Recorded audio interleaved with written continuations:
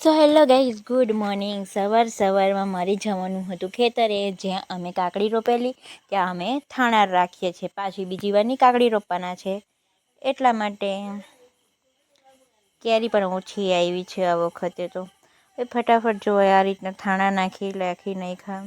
અડધું કેંડુલા ખાઈ ગયું છે. પછી થોડીક વાર એને મારે જવાનું હતું રાનકવા, તો હું ફટાફટ રાનકવા જવા માટે નીકળી ગઈ.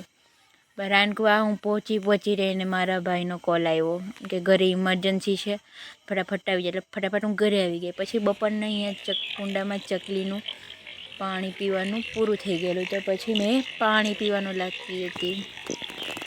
બહુ ક્યુટ ચોકલીઓ આવે મારા ઘરે. એક ગ્રીન કલરની આવે છે, મસ્ત. પછી એના માટે પાણી નાખી દીધું.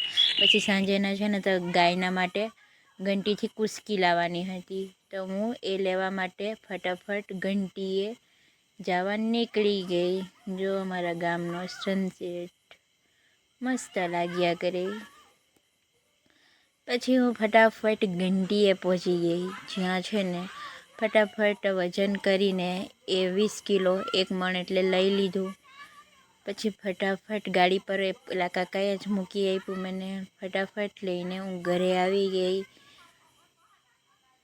આજના માટે આટલું જ.